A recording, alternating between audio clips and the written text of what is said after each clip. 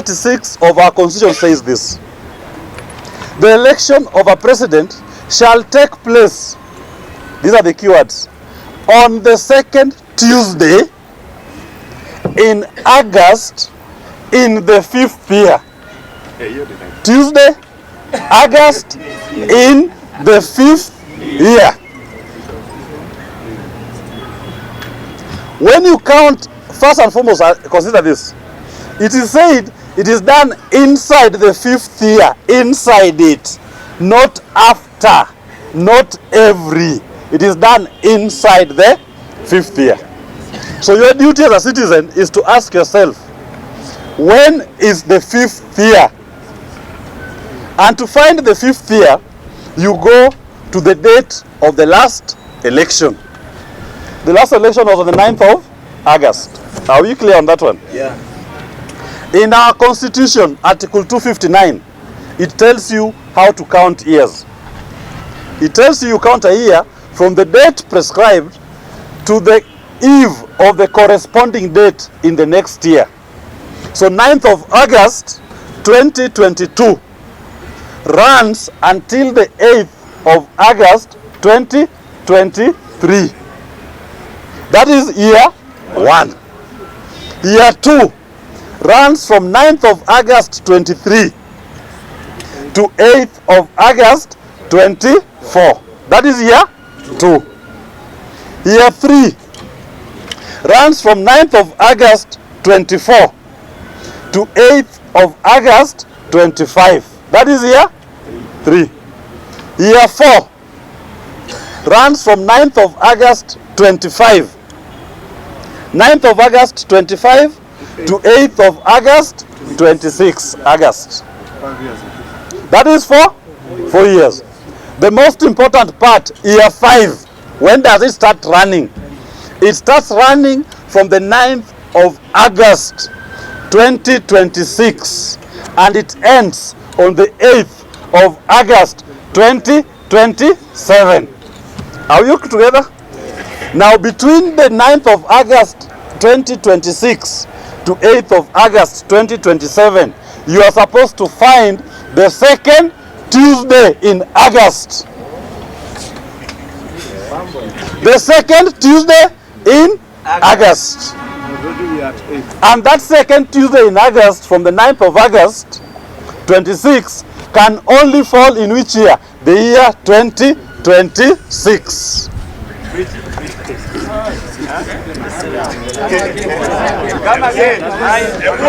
You have been told this is your constitution.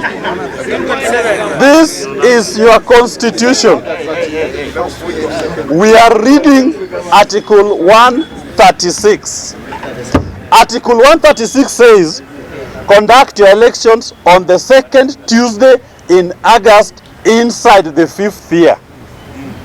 The 5th year we have established runs from the 9th of August 2026, write it down, and it ends on the 8th of August 2027. And you are told to look for the second Tuesday inside that 5th year in August. That second Tuesday can only be in which year? 2026. So why are we waiting for Kumi bila break? From where? What has been happening is people have refused to accept that the 5-year term that was in section 9 of the old constitution was done away with. It was removed. We came up with a new system. We divorced term of office from the election cycle. We have our own election cycle, which is a 4-year election cycle. Because inside the 5th year, we must conduct our elections. You serve for 4 years, you start your 5th year, we look for the second Tuesday in August inside that 5th year, and we do elections. That is the law. And to show you that this has happened before, those who remember Uhuru Kenyatta was elected president on the first term on the 4th of March 2013, right? He was sworn into office on the 9th of April 2013. Let us do the same math, how the elections were done inside the 5th year. So elections done on the 4th of March 2013, year 1 runs from 4th of March 2013 to 3rd of March 2014. That is year? Year 2, 4th of March 2014 to 3rd of March 2015.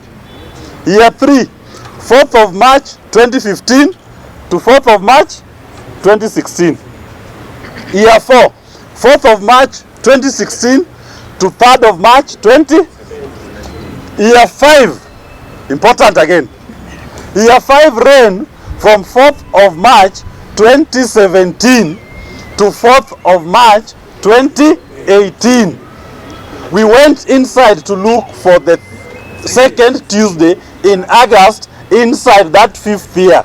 And the second Tuesday fell on the 8th of August 2017. Is that not what we did? Yeah. We did our elections on the 8th of August 2017. Why didn't we say that Uhuru Kenyatta wait for 2018 for the first elections? Because you have 5 years. Because we were applying the constitution. And I also want you to remember this. The only person in the constitution who has been given a 5-year term is somebody called an MCA. Oh, you know, my brother here was an MCA at the time, serving here in Nairobi County. When Owino and his colleagues were told to go for elections on the 8th of August 2017, they said, no, my 5-year term has not ended. Article 177(4). They went to court. The court told them, we agree, the constitution says your 5-year term, but the same constitution says your election must be conducted with the others on the second Tuesday of August inside the 5th year. Owino will tell you they went home without the full 5 years, without any compensation. Why is it a problem today when we ask it that the same provisions of the constitution which were used then to be used now, and IBC must organize for us elections next year in August on the second Tuesday? It's pure and simple. But why is it difficult? Majority of our citizens, even here, everybody thinks that a president, an MP, a governor, an MCA is entitled to serve for 5 years. Remove it from your head. They are not.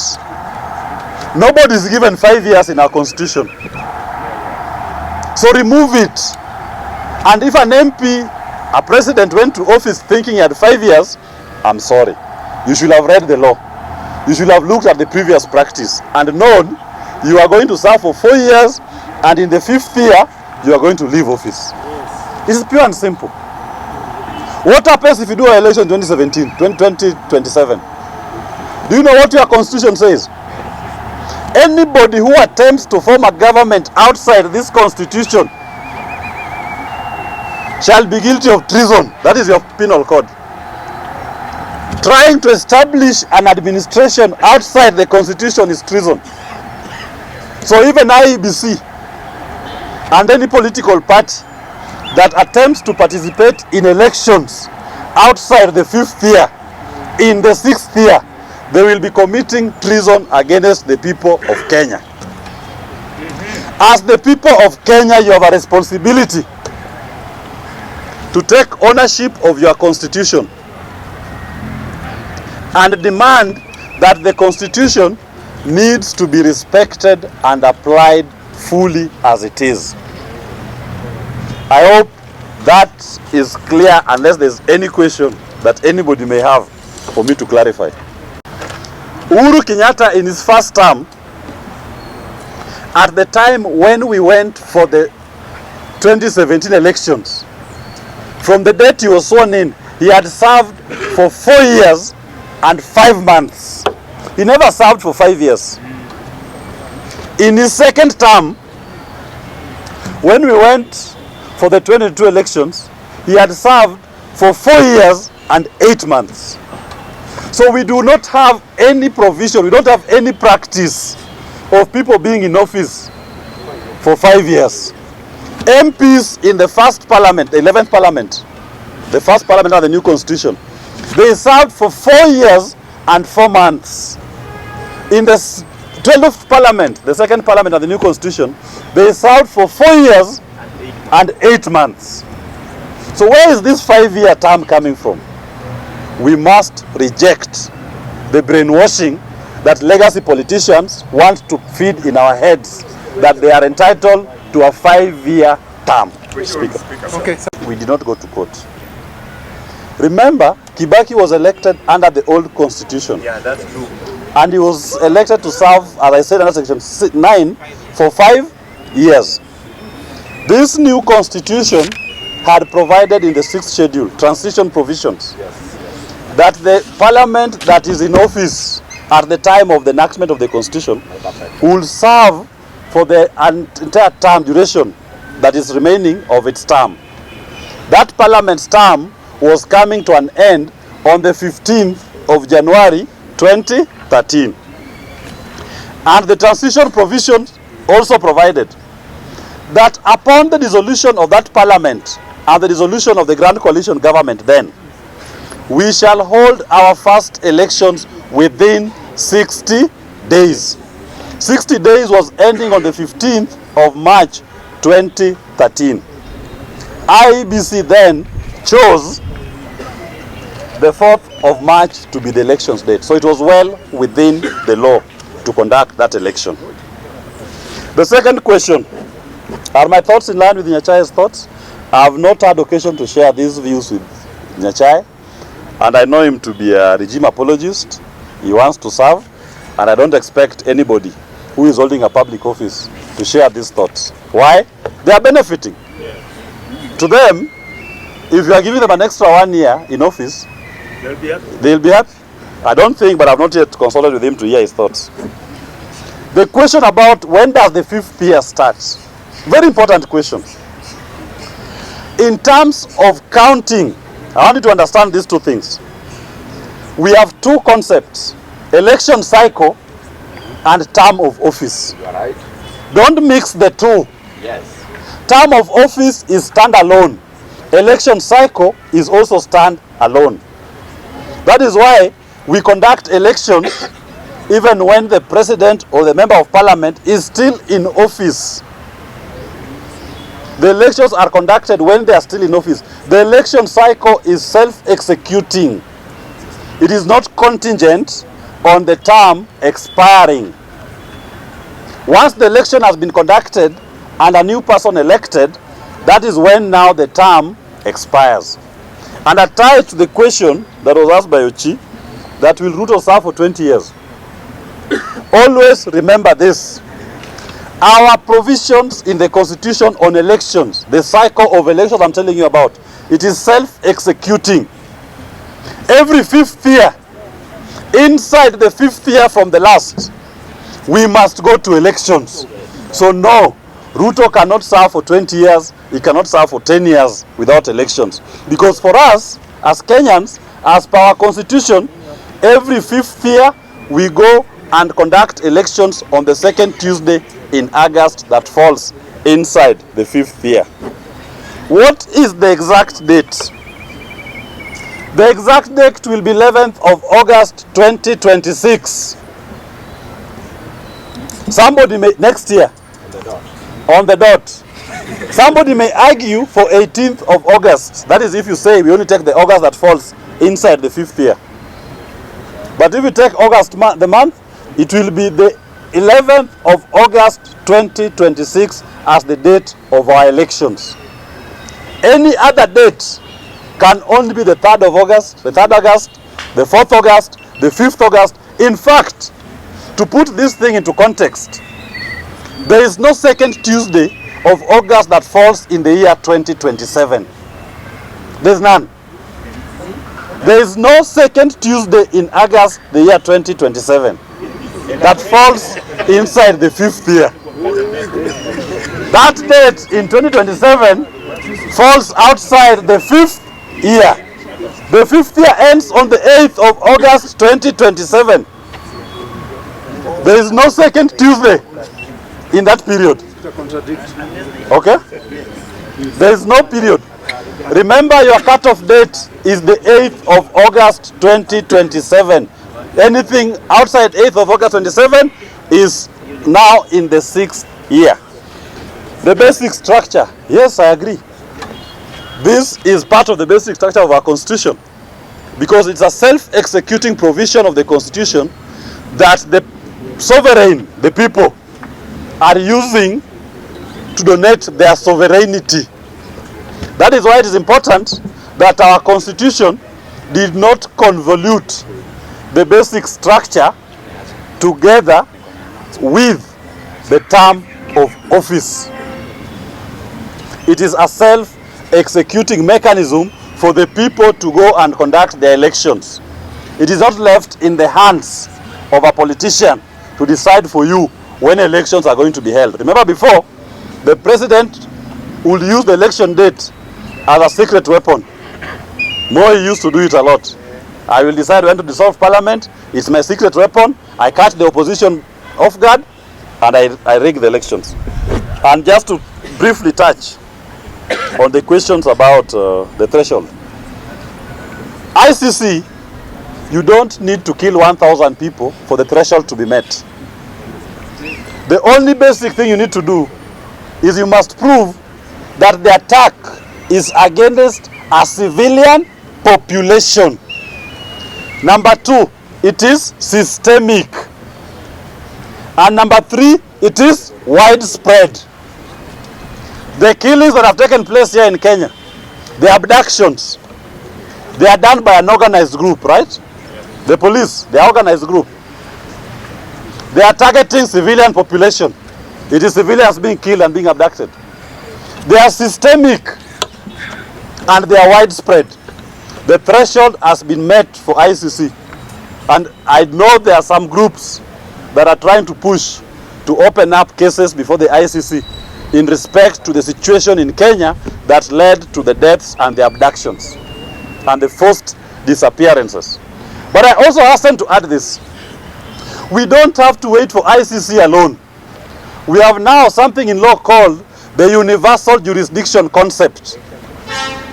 For those who are alive or attuned to international law or news, there's a time when there was a warrant of arrest issued against Kagame in Belgium and France.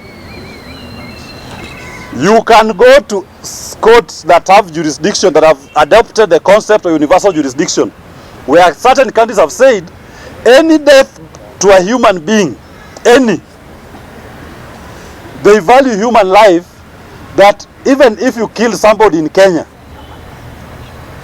and it is done in a way that constitutes crimes against humanity, we as a country, we can exercise jurisdiction and try that person, even in absentia.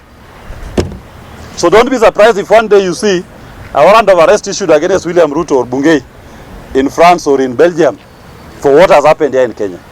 Kenyans are exploring those as options beyond just ICC. And you can be tried in so many other jurisdictions. The other thing that I want to say as I conclude on this, you know, one thing that Kenyans have not appreciated. When you did your constitution, the structure of drafting was purely an American model. That is why you have a pure presidential system. You rejected the parliamentary system. You rejected the hybrid. You went pure presidential. That's American. You came up with a bicameral parliament, Senate and National Assembly. Just like in America, Senate and House of Reps. You came up with a Supreme Court. That's American concept. Commonwealth, we always have constitutional court. You go to parliament, you find majority side, minority side. Those are American concepts. In common law, it's normally the government side and the opposition. So also, in terms of term, the cycle of elections, you went 4 years. In America, the elections are every 4 years. You serve for 4 years, then we do elections inside the 5th year. Thank you very much, Mr. Speaker. IEBC has officers in the entire secretariat, from a messenger, a clerk, to every constituency as a constituency manager, who is paid a salary every month. He is given operation and administrative expenses for every month. Even if you go today to register as a voter, they should be able to register you as a voter today. The functions of IEBC are fully funded by the Kenyan people as at today. What we do not have is the policy leadership. That is what commissioners bring. Is 1 year a short time? In 2017, Chebukati and his team were appointed in January, end of January, early February, for elections that are supposed to be held in August. Didn't you do the elections? When they stole the elections, did the Supreme Court of Kenya catch them? So, we can still do it. It is good practice, to put it, it is good practice to have the commission in office for a longer. It is good practice. But the failure to have it in office, or to have it in a short time to the election date, not fatal, but it should not undermine the provisions of the constitution. Thank you very much. Amekuja hapa amefafanua mambo ya katiba, amefafanua miaka ya kukaa kwa ofisi, na tunajua hiyo ni kengele mnatupigia kwamba nafasi yetu kwa ofisi imeisha. Sisi hatujakataa. Hata mseme kesho ndio election, tuko na candidate. Nyinyi ndio hamjakuwa na candidate. Hata mseme ati ni kesho, candidate ni Ruto na tuko na yeye. Nyinyi ndio hamjajipanga. Tuliwaona sijui ni Matiang'i, sijui ni Kalonzo, sijui ni Wamalwa, sijui ni nani, sijui ni mata ule Mata Karua. Shauri yenu, sisi tushajipanga. Mr. Speaker, mimi narudi tena kwa attack America na British. Mr. Speaker, it is America that killed the cotton in Western. Kama unasema mimi nadanganya, enda fanya research. World Bank na IMF ndio ilifanya nini? Iliua cotton. Mr. Speaker, ukienda Kericho ile majani iko pale, sio Wakalenjin. British Empire ndio inafaidika na nini? Na hiyo majani. So kwa hivyo Mr. Speaker, hao watu wamefaki nchi yetu, lakini sasa watuletea ati human right, ati freedom, democracy. What nonsense mnatuletea hapa American British. Mwachane na Ruto. Mwachane na Ruto. Mmefaka magadi soda. America mmefaka magadi soda na British. Mnabeba mkipeleka huko mkipora yote. Saa hii mnaanza kutuambia mnatuletea freedom, democracy and human right. Hizo zitatusaidia nini? Hapa juzi Ruto alikuwa hakuna pahali penye anaenda. Alikuwa anazunguka. Unajua Ruto alikuwa anaenda China, Mr. Speaker, kwa hizo miaka 2 tangu apishwe. Na China unajua ndiye anasaidianga Afrika hii. Unajua superhighway China ndiye alijenga. SGR unajua China ndiye alijenga.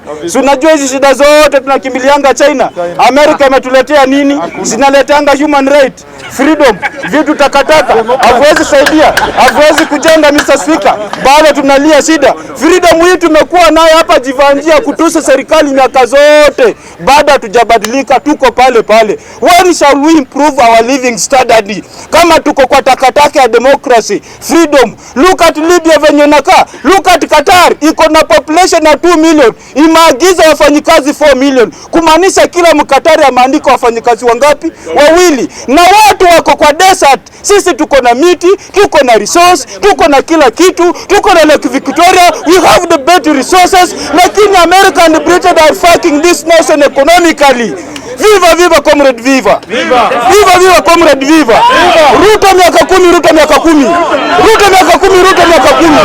Haya Mr. Speaker, protect Mr. Speaker. Protect Mr. Speaker. Protect Mr. Speaker. protect Mr. Speaker. Mr. Speaker, as I continue, lazima tuongee ukweli Mr. Speaker. Hamkulalamika. Wakati Uhuru alikuwa kwa paa hamkulalamika. Wakati Kibaki alikuwa kwa paa hamkulalamika. Lakini atuite mkalenjini mnamgonga kila wakati. Sisi kabila zingine hatutamwacha agongwe. Sisi hatutaacha Ruto agongwe. Sisi kabila zingine tutaacha Ruto agongwe. Tunajua mnapiga kelele. Sasa mnatuambia ati Matiang'i. Sasa mnatuambia ati Matiang'i. Na Matiang'i tunajua ni kandidati ya watu wa mlima. Kabila zingine muamshe masikio. Amshane masikio. Matiang'i ni mtu wa mlima. I raise my case.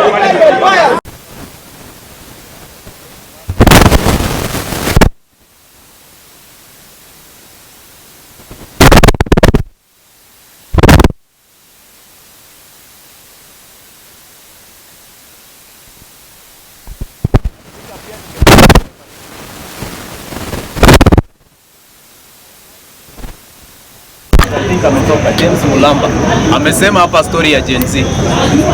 Hata Gen Z ni wananchi.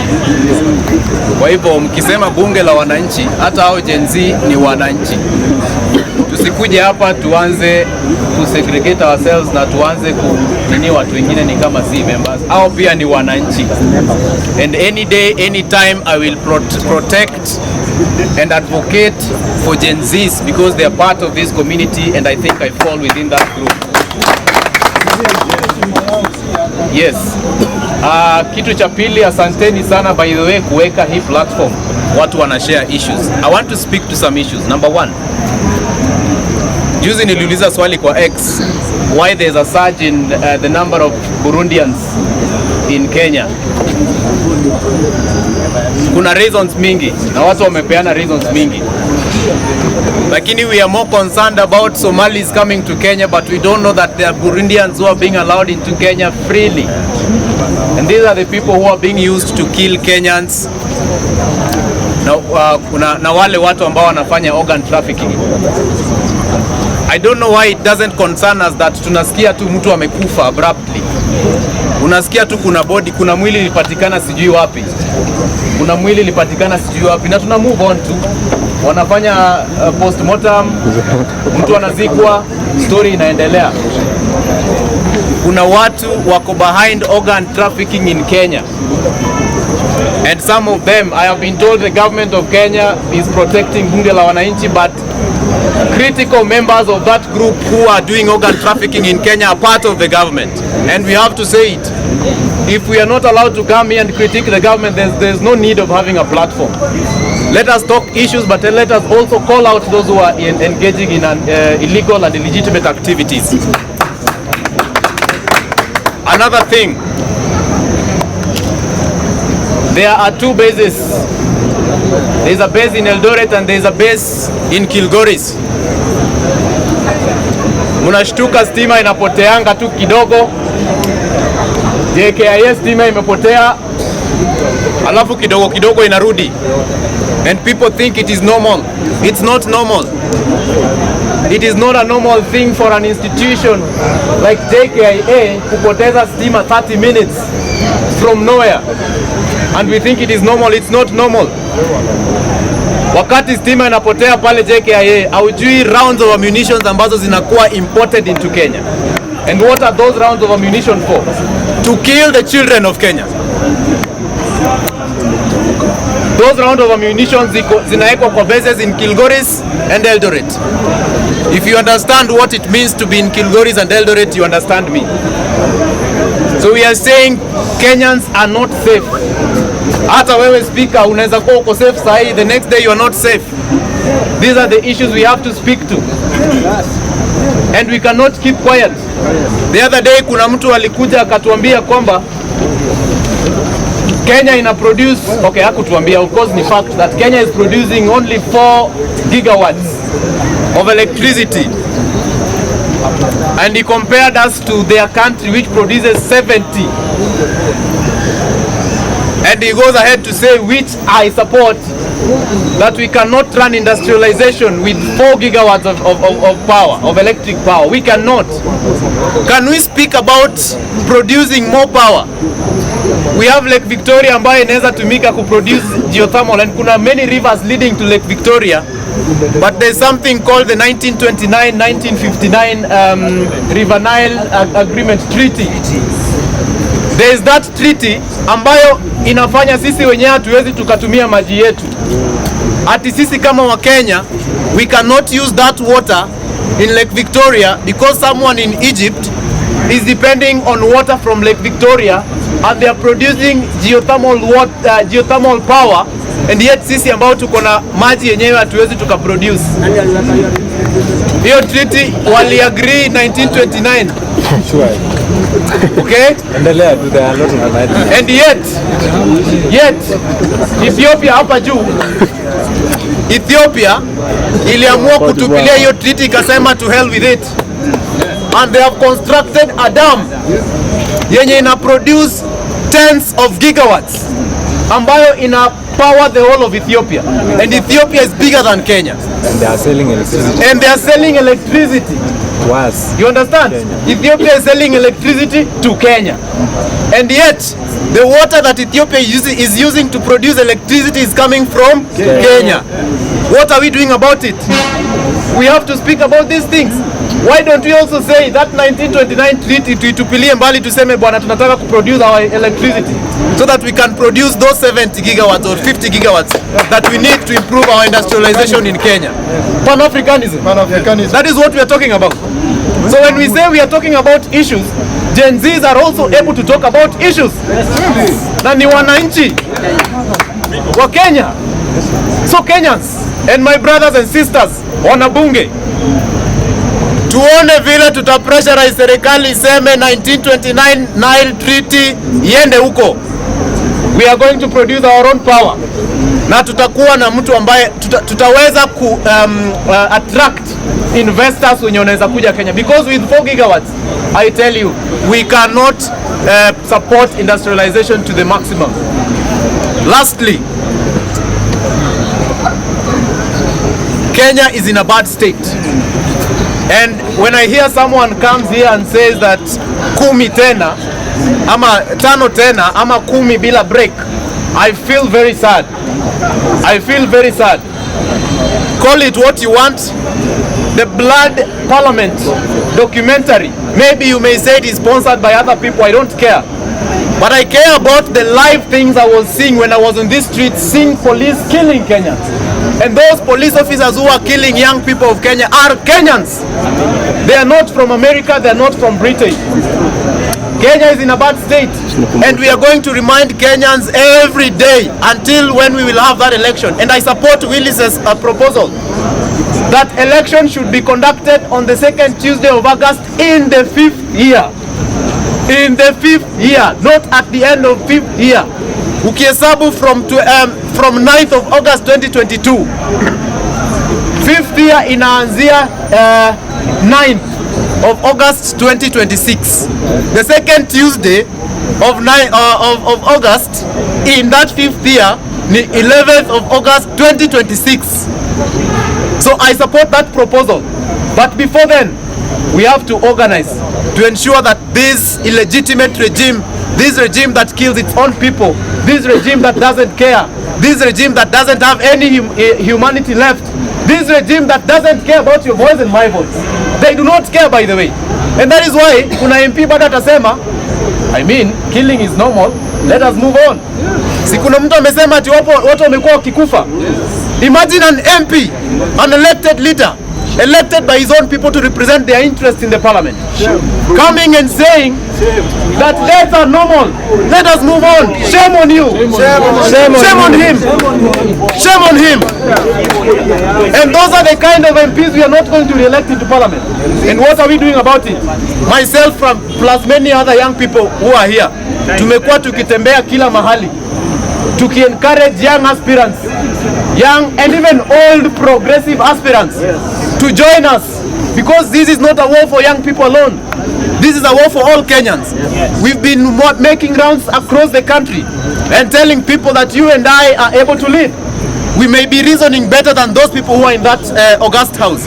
Let us come forward, support ourselves, find our funding by ourselves, crowdsource from these people you see here, watu wako na pesa, and then go and capture parliament so that then our country can move forward. Bunge power! Bunge power! Asanteni sana.